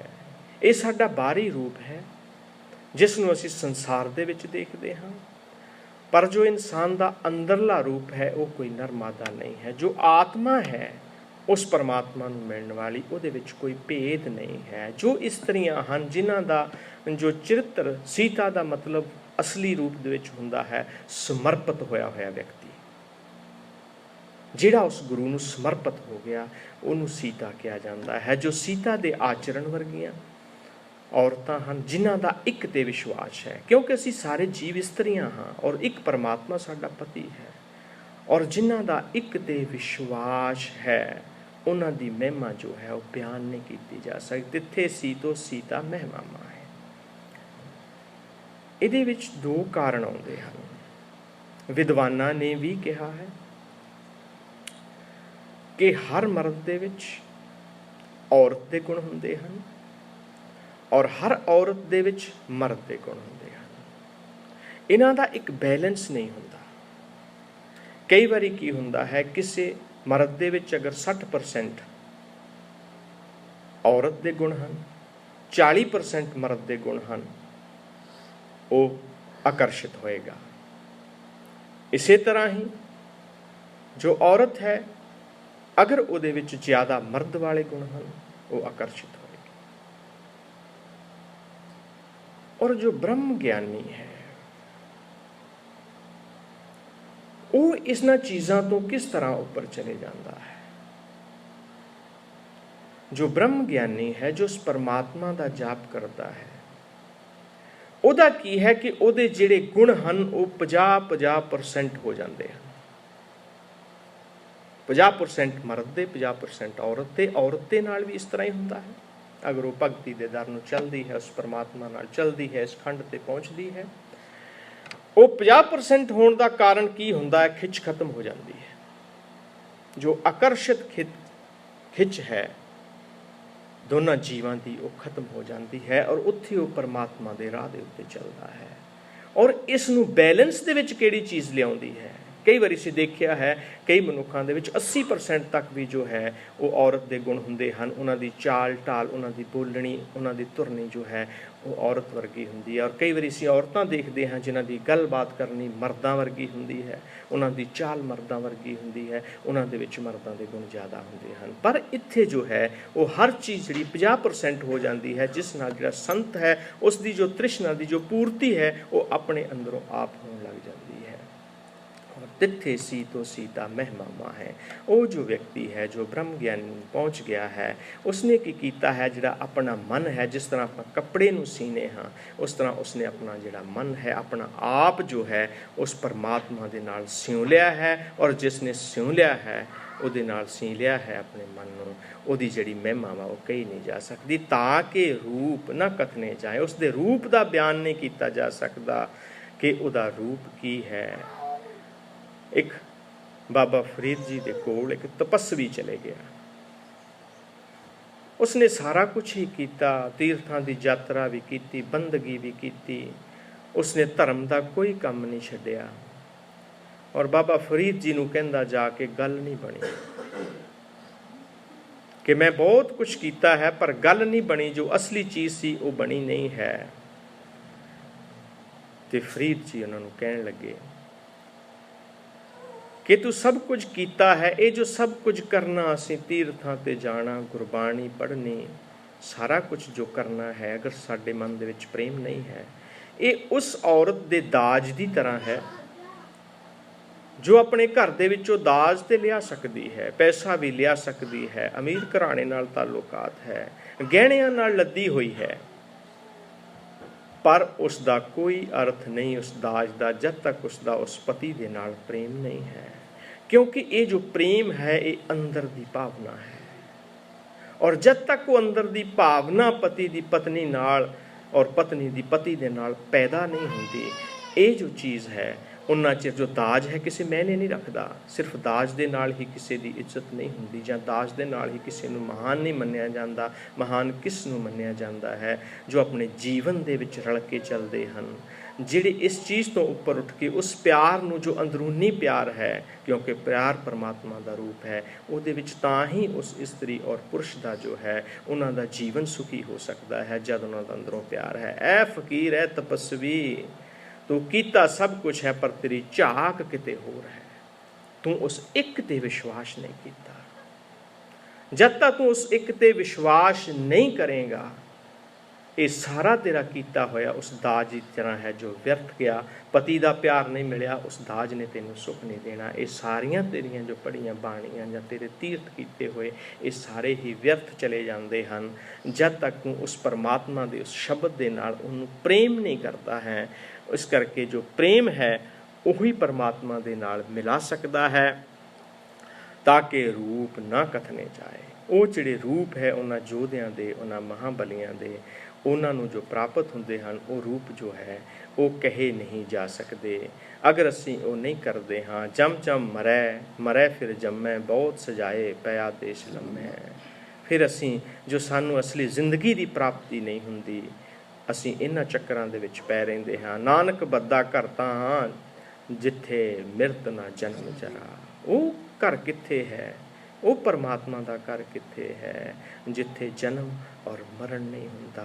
ये वो खंड हैं, कर्म खंड सचखंड की भी अगे बाणी आएगी। गुरु साहब का फरमान है, जदों उस तपस्वी ने बाबे फरीद नूं कहा सी कि उत्थे गुरु साहब का एक शब्द बड़ा टुकदा बाबा जी का, टुडेंदिए सुहाग को तो तन काई होर। टुडेंदिए सुहाग को तो तन काई कोर। कोर का मतलब है कोई होर झाक, एक ते ना विश्वास करके। ए टुडेंदिए सुहाग, उस परमात्मा के सुहाग नूं मंगण वाली जीव इस्तरी तेरी झाक जो है किते होर है। बाबा जी ने उस तपस्वी नूं, बाबा फरीद जी ने कहा सी कि तेरी झाक जो है वो एक ते नहीं है। तू डेंदीए सुहाग कू तो तन काई होर, तेरे तन दे विच किसी होर चीज़ की इच्छा है। जिन्हां नाउं सुहागणी तिन्ना झाक ना होर। ਜਿਹੜੀਆਂ उस पति के प्रेम दे विच रंगियां हुई है, उस परमात्मा के प्रेम दे विच जीव इस्त्रियां रंगियां हुई हैं, उन्हां नूं किसी होर दी झाक नहीं हुंदी। वो हमेशा उस परमात्मा दे नाल जो है वो मिले रहंदे हैं। वो परमात्मा दी उस जगह दी उहदे रूप किस तरह दे हैं।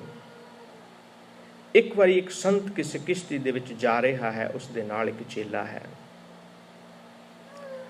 वो जो संत है वो सिर तो गंजा है। उसे ही बेड़ी दे विच 3-4 नौजवान लड़के बैठे हैं। उन्होंने उसनूं छेड़िया, पहलां ते गंजा किया जां कुछ शब्द इदां दे जो सी ना व्यर्थ शब्द कहे, और फिर इत्थों तक पहुँच गए। उन्होंने उस संत दे गंजे सिर दे उत्ते हथ भी मारिया। वो संत शांत है, बैठा है, बड़े प्यार दे विच बैठा है। हुण उसका जिहड़ा चेला है उसनूं गुस्सा आया है। कहंदे संत जी तुहाडी इन्नी नरादरी कर रहे हैं, ते जे मेरे को तुहाडा जिन्ना बल हुंदा ते मैं ते इन्हां नूं हुणे नदी पलटा के तुसीं भी तर जाना, मैं भी तर जाना, ते इन्हां नूं तो हुणे डबो के मैं मार दिंदा। पर वो संत कहण लगे जे मैं इन्हां नूं मार दियांगा, बेड़ी उल्टा दियांगा, इन्हां दे ये जिहड़े कर्म हन ये इन्हां नूं फिर जन्म देणगे, और जदों इन्हां नूं फिर जन्म दिता ये फिर ही इसे तरह दीयां शरारतां करनगे, इसे तरह दा ही जीवन जीणगे जिहदे विच कदी सुख नहीं पाउणगे।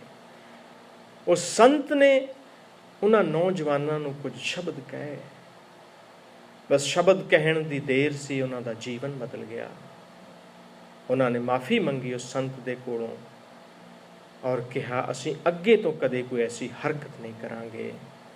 ये जो इत्थे जो रूप का वर्णन किया है, ऐसे रूप तैयार करते हैं वो परम पिता जिन्हां दे मन विच किसी तरह की कोई भावना नहीं हुंदी, किसी नाल वैर विरोध की भावना नहीं हुंदी। उन्होंने हर एक नूं सुख देना हुंदा है, उन्होंने हर एक दे जीवन दे विच झात मार के उन्होंने जिन्ना सुकून मिल सकता है वो देना हुंदा है। विभाषा ऋषि भी तो होया ही सी, जदों जातवादी कुल दे नाल उसने बच्चियां ने जाके पेट दे नाल एक कैं दा भांडा बन लिया और उन्होंने विभाषा ऋषि नूं उन्होंने कहण लगे बई ਇਹਦੇ पेट दे विच की किहड़ा बच्चा पैदा होएगा। है तो वो मुंडा सी। उन्होंने मजाक किया ऋषि नूं कि कई दिनों का बैठा है, चलो इनू मजाक करते हैं। हुण जो ऋषि बोलिया नहीं सी कई दिनों तो, कहण लगा इहदे विचों पैदा होएगा जिहड़ा तुहाडे कुल दा नाश करेगा। और जदों श्री कृष्ण जी कोल आए और श्री कृष्ण जी ने सारी वार्ता सुनाई तो वह कहण लगे इहदा कोई उपाय नहीं है। श्री कृष्ण जी दे कोल भी उस ऋषि दे उपाय नहीं सीगा। वो कहंदा एक कर सकते हो तुसी, इस कैं दे भांडे नूं जो पेट दे नाल चिंबड़ गया इसनूं घसा दिओ, छोटा छोटा करके इहदा बूरा बना दिओ, शायद तुसी बच जाओ। पर पूरा उपाय नहीं। उन्होंने की कीता, कई दिन लगे रहे। उन्होंने वो भांडा जो सी उन्होंने पी के उहदा एक छोटा जिहा टुकड़ा बच गया, वो उन्होंने नदी विच सिट दिता। वो नदी दे विच किते मच्छी सी, उन्हें वो टुकड़ा निगल लिया। इन्हां नूं एक शिकारी आया, वो शिकार भी करता सी, मच्छियां भी फड़दा सी। वो मच्छी उसने फड़ ली। जिदों उसने मच्छी का पेट चीरिया उहदे विचों चीज़ निकली। उन्हें क्या बड़ी नुकीली चीज़ है, बड़ी सोहनी चीज़ है। उन्हें अपने तीर दे अगे लगा ली और तीर दे अगे लगा ली। वो जदों जिथे उन्होंने बूरा पाया सीगा, वो कट कट के बूरा कीता सी उस कैं दे भांडे दा, उत्थे एक झाड़ियां पैदा हुईयां जिहड़ियां लोहे दे जिहड़ियां तलवार वर्गियां तिखियां सी। और उन्हां मुंडियां दा उत्थे युद्ध होया। जादूआं दे जिहड़े नौजवान मुंडे सारे एक दूए नाल जदों लड़े, उन्होंने उही काई पुट पुट के उहदे नाल सारे मर गए। बचिया कौन? श्री कृष्ण। श्री कृष्ण जी एक दरख्त के थले लेटे हुए हैं और उधरों एक शिकारी जो है उन्हें तीर पत्थे ते चढ़ाया होया है कि मैं किसी का शिकार करना है। और जदों उन्होंने श्री कृष्ण का पदम देखा, जो पैर दे विच पदम सी उन्होंने चमकदा सी, उस शिकारी ने सोचा कि ये जो है ये किसी हिरन की अख है। उसने जदों तीर चलाया ਤੇ ਸ਼੍ਰੀ ਕ੍ਰਿਸ਼ਨ ਲਹੂ ਲਹਾਨ ਹੋ ਗਏ। ਸ਼੍ਰੀ ਕ੍ਰਿਸ਼ਨ ਜੀ ਸੀ, ਉਹਨਾਂ ਦਾ ਵੀ ਅੰਤ ਹੋ ਗਿਆ। ਜਦੋਂ ਉਸ ਸ਼ਿਕਾਰੀ ਨੇ ਆ ਕੇ ਦੇਖਿਆ ਕਿ ਇਹਨੂੰ ਤੇ ਭਗਵਾਨ ਕਹਿੰਦੇ ਹਨ, ਮੈਂ ਇਸ ਨੂੰ ਹੀ ਮਾਰ ਦਿੱਤਾ ਹੈ, ਤੇ ਸ਼੍ਰੀ ਕ੍ਰਿਸ਼ਨ ਨੇ ਕਿਹਾ ਇਹਦੇ 'ਚ ਤੇਰਾ ਕੋਈ ਕਸੂਰ ਨਹੀਂ ਸੀ, ਇਹ ਵਾਸ਼ਾ ਰਿਸ਼ੀ ਜੋ ਸੀ ਉਹਦਾ ਇਹ ਵਰ ਸੀ। ਉਹਨੇ ਸਰਾਪ ਦਿੱਤਾ ਸੀ ਉਹ ਸਾਡੀ ਕੁੱਲ ਨੂੰ ਕਿ ਜਾਦੂਆਂ ਦੀ ਕੁੱਲ ਖਤਮ ਹੋ ਜਾਏਗੀ। ਹੁਣ ਉਹ ਬੇੜੀ ਵਾਲੇ ਸੰਤ ਦੇ ਵਿੱਚ ਤੇ ਇਸ ਰਿਸ਼ੀ ਦੇ ਵਿੱਚ ਕੀ ਅੰਤਰ ਹੈ? ਜੋ ਸਿੱਖ ਸੰਤ ਹੁੰਦਾ ਹੈ ਉਹ ਕਦੇ ਕਿਸੇ ਦਾ ਬੁਰਾ ਨਹੀਂ ਕਰਦਾ, ਔਰ ਜੋ ਕੱਲਾ ਸੰਤ ਹੁੰਦਾ ਹੈ, ਜੋ ਰਿੱਧੀਆਂ ਸਿੱਧੀਆਂ ਨੂੰ ਪ੍ਰਾਪਤ ਕਰਦਾ ਹੈ, ਉਹ ਦੂਸਰਿਆਂ ਦਾ ਬੁਰਾ ਸੋਚ ਸਕਦਾ ਹੈ। ਅਗਰ ਉਸ ਰਿਸ਼ੀ ਦੀ ਜਗ੍ਹਾ ਕੋਈ ਹੋਰ ਸਿੱਖ ਸੰਤ ਹੁੰਦਾ ਜੋ ਇਸ ਆਧਾਰ ਤੇ, ਜੋ ਗੁਰਬਾਣੀ ਦਾ ਆਧਾਰ ਹੈ, ਉਹ ਕਦੇ ਉਹਨਾਂ ਨੂੰ ਇਹੋ ਜਿਹਾ ਸਰਾਪ ਨਾ ਦਿੰਦਾ। ਇਸ ਲਈ ਜੋ ਸੰਤ ਹੈ ਤਾਂ ਕਿ ਰੂਪ ਨਾ ਕਥਨੇ ਜਾਏ, ਜੋ ਇੱਥੇ ਪਹੁੰਚਦਾ ਹੈ, ਕਰਮਖੰਡ ਦੇ ਵਿੱਚ ਪਹੁੰਚਦਾ, ਉਸ ਨੂੰ ਪਰਮਾਤਮਾ ਐਸਾ ਕਰ ਦਿੰਦਾ ਹੈ, ਐਸਾ ਰੂਪ ਕਰ ਦਿੰਦਾ ਹੈ, ਐਸਾ ਬਿਆਨ ਕਰ ਦਿੰਦਾ ਹੈ ਉਸ ਨੂੰ ਦੁਨੀਆ ਦੇ ਸਾਹਮਣੇ। ਉਸ ਦਾ ਰੂਪ ਜੋ ਹੈ ਉਸ ਨੂੰ ਕਥਿਆ ਨਹੀਂ ਜਾ ਸਕਦਾ, ਉਸ ਨੂੰ ਬਿਆਨ ਨਹੀਂ ਕੀਤਾ ਜਾ ਸਕਦਾ। ਉਹ ਐਸਾ ਰੂਪ ਤਿਆਰ ਕਰਦਾ ਹੈ, ਨਾ ਉਹ ਮਰੇ ਨਾ ਠਾਕਿਆ ਜਾਏ। ਉਹ ਕਦੇ ਮਰਦੇ ਨਹੀਂ। ਜੋ ਉਸ ਪਰਮਾਤਮਾ ਦੇ ਵਿੱਚ ਲੀਨ ਹੋ ਜਾਂਦੇ ਹਨ ਉਹ ਕਦੇ ਮਰਦੇ ਨਹੀਂ, ਉਹ ਸਦੀਵੀ ਜਿੰਦਾ ਰਹਿੰਦੇ ਹਨ। ਸਾਡੇ ਭਗਤ ਜੋ ਹਨ ਗੁਰਬਾਣੀ ਦੇ ਅੰਦਰ ਸਦੀਵੀ ਜਿੰਦਾ ਹਨ, ਇਹ ਹਮੇਸ਼ਾ ਰਹਿਣ ਵਾਲੇ ਹਨ। ਜਦ ਤੱਕ ਬ੍ਰਹਮੰਡ ਰਹੇਗਾ ਤਦ ਤੱਕ ਇਹ ਰਹਿਣਗੇ, ਜਦੋਂ ਤੱਕ ਦੁਨੀਆ ਚੱਲਦੀ ਰਹੇਗੀ ਇਹ ਰਹਿਣਗੇ। ਉਹ ਕਦੇ ਨਹੀਂ ਮਰਦੇ, ਉਹ ਹਮੇਸ਼ਾ ਹੀ ਰਹਿੰਦੇ ਹਨ। ਉਹਨਾਂ ਨੂੰ ਕੀ ਹੈ, ਉਹ ਠੱਗੇ ਨਹੀਂ ਜਾਂਦੇ। ਠੱਗੇ ਕਿਸ ਚੀਜ਼ ਤੋਂ ਨਹੀਂ ਜਾਂਦੇ? ਦੁਨੀਆ ਦੀ ਠੱਗ ਤੋਂ ਨਹੀਂ। ਸੰਤਾਂ ਕੋਲ ਤੇ ਪੈਸਾ ਹੁੰਦਾ ਹੀ ਨਹੀਂ। ਜੋ ਭਗਤ ਹੈ, ਜੋ ਫਕੀਰ ਹੈ, ਉਹਦੇ ਕੋਲ ਪੈਸਾ ਕੀ ਹੋਣਾ? ਉਹਨੇ ਕਿਸ ਚੀਜ਼ ਨਾਲ ਠੱਗਿਆ ਜਾਣਾ? ਪੈਸਾ ਨਹੀਂ ਉਹਨਾਂ ਕੋਲ ਕੋਈ ਠੱਗ ਸਕਦਾ। ਪਰ ਉਹ ਕਾਮ, ਕ੍ਰੋਧ, ਲੋਭ, ਮੋਹ, ਹੰਕਾਰ, ਇਹਨਾਂ ਚੀਜ਼ਾਂ ਤੋਂ ਠੱਗੇ ਨਹੀਂ ਜਾਂਦੇ। ਇਹ ਚੀਜ਼ਾਂ ਉਹਨਾਂ ਨੂੰ ਕਦੇ ਠੱਗ ਨਹੀਂ ਸਕਦੀਆਂ। ਨਾ ਉਹ ਮਰੇ, ਉਹ ਸਦਾ ਜਿਉਂਦੇ ਹਨ, ਕਦੇ ਮਰਦੇ ਨਹੀਂ। ਉਹਨਾਂ ਦਾ ਨਾਮ ਸਦੀਵੀ ਹੈ, ਅਮਰ ਤੱਤ ਨੂੰ ਪ੍ਰਾਪਤ ਹੁੰਦੇ ਹਨ ਉਹ। ਔਰ ਜਿਨ ਕੈ ਰਾਮ ਵਸੇ ਮਨ ਮਾਏ, ਨਾ ਉਹ ਠੱਗੇ ਜਾਂਦੇ ਹਨ। ਔਰ ਉਹਨਾਂ ਦੇ ਜੋ ਹੈ ਜਿਨ ਕੈ ਰਾਮ ਵਸੈ ਮਨ ਮਾਹੇ, ਇਸ ਅਵਸਥਾ ਦੇ ਵਿੱਚ ਆ ਕੇ ਜੋ ਹੈ ਕਰਮਖੰਡ ਦੇ ਵਿੱਚ, ਉਹਦੇ ਵਿੱਚ ਜੋ ਪਰਮਾਤਮਾ ਹੈ ਉਹਦੇ ਵਿੱਚ ਜੋ ਵਸ ਜਾਂਦਾ ਹੈ, ਉਹ ਰਾਮ ਜੋ ਹੈ ਉਹ ਇਨਸਾਨ ਦੇ ਵਿੱਚ ਵਸ ਜਾਂਦਾ ਹੈ, ਜੋ ਇਸ ਜਗ੍ਹਾ 'ਤੇ ਪਹੁੰਚਦਾ ਹੈ। ਜਿਨ ਕੈ ਰਾਮ ਵਸੈ ਮਨ ਮਾਹੇ, ਉਹਨਾਂ ਦੇ ਮਨ ਦੇ ਵਿੱਚ ਉਸ ਪਰਮਾਤਮਾ ਦਾ ਹਮੇਸ਼ਾ ਲਈ ਜੋ ਹੈ ਉਹ ਨਿਵਾਸ ਹੋ ਜਾਂਦਾ ਹੈ। ਔਰ ਉਹ ਉਸ ਕਰਮਖੰਡ ਦੇ ਖੇਤਰ ਦੇ ਵਿੱਚ ਆਉਂਦੇ ਹਨ। ਉਸ ਪਰਮਾਤਮਾ ਨੂੰ ਮਿਲਣਾ, ਉਸ ਪਰਮਾਤਮਾ ਦੇ ਨਾਲ ਚੱਲਣਾ, ਉਸ ਦੇ ਹਰ ਕੈ ਸ਼ਬਦ, ਉਸ ਨੂੰ ਆਪਣੇ ਮਨ ਦੇ ਵਿੱਚ ਵਸਾਉਣਾ। ਕਿਉਂਕਿ ਗੁਰਬਾਣੀ ਜੋ ਹੈ, ਜਪਜੀ ਸਾਹਿਬ ਜੋ ਹੈ, ਇਸ ਦੇ 3 ਹੀ ਆਧਾਰ ਹਨ। ਪਹਿਲਾ ਇਹ ਕਿ ਕੋਈ ਵੀ ਚੀਜ਼ ਜੋ ਹੈ ਉਸ ਨੂੰ ਅਸੀਂ ਕਿਸ ਤਰ੍ਹਾਂ ਸੁਲਝਾਉਣਾ ਹੈ। ਇਹ ਜੋ ਮਨ ਹੈ ਅਸੀਂ ਇਸ ਨੂੰ ਕਿਸ ਤਰ੍ਹਾਂ ਸਮਝਾਉਣਾ ਹੈ। ਫਿਰ ਉਸ ਨੂੰ ਉਸ ਗੁਰਬਾਣੀ 'ਤੇ ਕਿਸ ਤਰ੍ਹਾਂ ਚਲਾਉਣਾ ਹੈ, ਉਸ ਮਨ ਨੂੰ ਅਸੀਂ ਸਾਧਣਾ ਕਿਸ ਤਰ੍ਹਾਂ ਹੈ। ਔਰ ਤੀਸਰਾ ਹੈ ਕਿ ਉਸ ਦੀ ਉਪਲਬਧੀ ਕੀ ਹੁੰਦੀ ਹੈ। ਇਹ 3 ਹੀ ਚੀਜ਼ਾਂ ਜਪਜੀ ਸਾਹਿਬ ਦੇ ਵਿੱਚ ਜੋ ਹੈ ਉਹ ਗੁਰੂ ਸਾਹਿਬ ਜੀ ਨੇ ਦੱਸੀਆਂ ਹਨ। ਅਗਲੀ ਅੱਧੀ ਪੌੜੀ ਦੀ ਜੋ ਕਥਾ ਹੈ ਅਗਲੇ ਹਫਤੇ ਹੋਵੇਗੀ, ਟਾਈਮ ਜ਼ਿਆਦਾ ਹੋ ਗਿਆ ਹੈ। ਉਸ ਪਿਤਾ ਦੇ ਨਾਲ ਮਿਲਣਾ, ਉਸ ਪਿਤਾ ਦੀ ਗੱਲ ਕਰਨੀ, ਗੁਰਬਾਣੀ ਨੂੰ ਪੜ੍ਹਨਾ, ਇਹ ਸਾਡੇ ਜੀਵਨ ਦਾ ਆਧਾਰ ਹੋਣਾ ਚਾਹੀਦਾ ਹੈ। ਪ੍ਰੇਮ ਜੋ ਹੈ ਇਸ ਦਾ ਮੁੱਢਲਾ ਅੱਖਰ ਹੈ। ਇਹ ਸਿਰਫ ਜੋ ਪ੍ਰੇਮ 2.5 ਅੱਖਰਾਂ ਦਾ ਪ੍ਰੇਮ ਦਾ ਸ਼ਬਦ ਹੈ, ਲੇਕਿਨ ਇਸ ਨੂੰ ਅਸੀਂ ਸਾਰੀ ਉਮਰ ਕਮਾ ਨਹੀਂ ਪਾਉਂਦੇ। ਸਾਡਾ ਜੀਵਨ ਉਸ ਪਿਤਾ ਦੇ ਨਾਲ ਇਹ ਪ੍ਰੇਮ ਕਦੇ ਨਹੀਂ ਕਰ ਸਕਦਾ। ਅਸੀਂ ਦੁਨੀਆ ਨਾਲ ਸੱਚਾ ਪ੍ਰੇਮ ਨਹੀਂ ਕਰ ਸਕਦੇ, ਉਸ ਪਰਮਾਤਮਾ ਦੇ ਨਾਲ ਅਸੀਂ ਕੀ ਸੱਚਾ ਪ੍ਰੇਮ ਕਰਨਾ ਹੈ। ਕਿਉਂਕਿ ਜੋ ਸੰਸਾਰ ਦੀ ਆਦਤ ਹੈ, ਬੱਚਾ ਹਾਲੇ 10 ਸਾਲ ਦਾ ਨਹੀਂ ਹੋਇਆ ਹੁੰਦਾ, ਅਸੀਂ ਉਸ ਨੂੰ ਕੀ ਦੱਸਦੇ ਹਾਂ, ਇਹ ਬੇਟਾ, ਇਹ ਬੇਟੀ। ਇਸ ਸੰਸਾਰ ਦੇ ਵਿੱਚ ਕਿਸੇ ਦੇ ਜੇ ਕੋਈ ਕੰਮ ਲੈਣਾ ਕਿਸੇ ਕੋਲੋਂ ਤੇ ਉਹਦੇ ਨਾਲ ਮਿੱਠੇ ਪਿਆਰੇ ਹੋ ਜਾਓ। ਉਸ ਨੂੰ ਅੰਦਰੋਂ ਪ੍ਰੀਤ ਨਾ ਕਰੋ, ਮੂੰਹ ਤੋਂ ਕਦੇ ਨਾ ਗਵਾਓ। ਇਸ ਸੰਸਾਰ ਦੀ ਸਿੱਖਿਆ ਹੈ, ਮੂੰਹ ਤੋਂ ਕਦੇ ਨਾ ਗਵਾਓ। ਜੇ ਕਿਸੇ ਕੋਲੋਂ ਕੰਮ ਲੈਣਾ ਹੈ मिठे प्यारे हो जाओ, अंदरों प्रीत किसी नूं ना। ये चीज़ सानू संसार सिखाउंदा है। और जिस 10 साल के बच्चे के मन दे विच ये चीज़ चले गई, वो कदों उस गुरु नाल प्रेम करेगा? वो गुरु दे नाल भी फिर यह चीज़ ही वरतदा है, अंदरों प्रीत नहीं पाउंदा, फिर विखावा करता है। ऐ गुरु प्यारिओ, अगर किसी बच्चे नूं कोई सिक्ख्या देनी है तो यही दिओ, हर एक दे काम आ। जो करना है अंदरों कर, तैनू कोई नफा हुंदा है, तैनू कोई नुकसान हुंदा है, उसका जिम्मेवार गुरु बैठा है। लेकिन तू अपने मन तो, तू अपनी अंदरूनी अवस्था दे विचों किसी दे नाल कोई गलत नहीं करना, किसी दे नाल कोई बेईमानी नहीं करनी।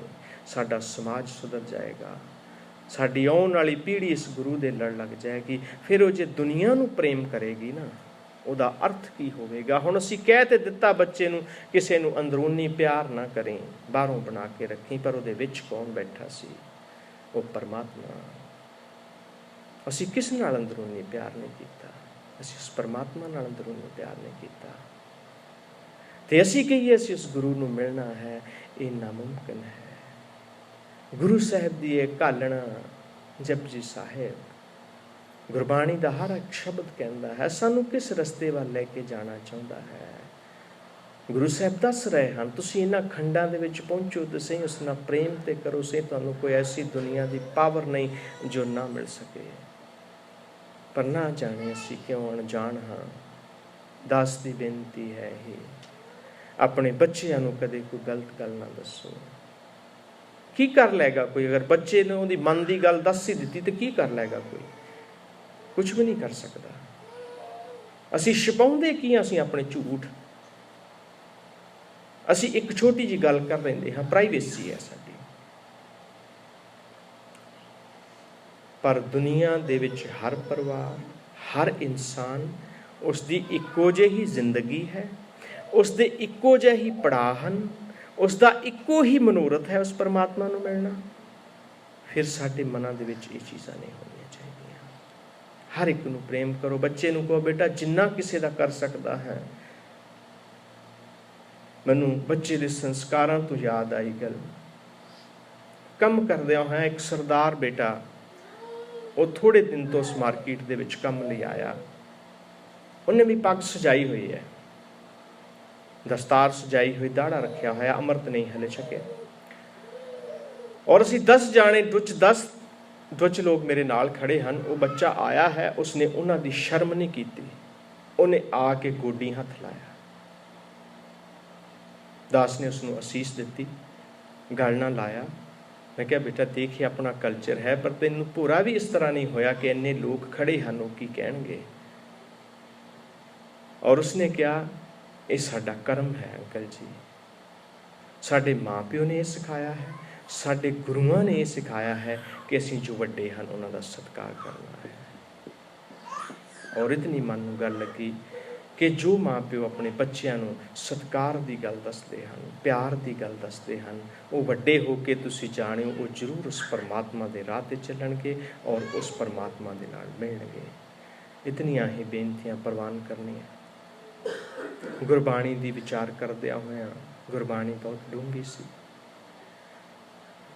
और डूंगी चीज़ डूंगे ही मन तो कर हो सकती है। और वो परमात्मा आप वो हालात बनाउंदा है, मन दे विच किसी तरह की शिकस्त ना होवे, तां ही असीं उसदे शब्दां नूं कह सकते हाँ। ऐसी प्रेम की बाणी नूं पढ़ के असीं भी प्रेम दे विच आईए। कुछ नहीं, एक दिन सब कुछ रह जाना है। एक छोटी जी वार्ता सुना के समाप्ति करांगा। भाई डल्ला गुरु गोबिंद सिंह महाराज जी नूं अपनी हवेली दिखाउण दे लई लैके गया है। गुरु गोबिंद सिंह महाराज जी ने उहदा घर, उहदी हवेली देखी है, और हुण आस कर रहा है कि गुरु साहब उन्होंने कुछ हवेली दे लई कहण कि किस तरह का लग्या है। जदों गुरु साहब ने कुछ भी उहदी हवेली बारे, उहदे घर बारे ना पुछया, तो उसने आप ही पुछ लिया कि गुरु साहब हवेली किस तरह की लगी, तुसीं दस्सिया नहीं कुछ।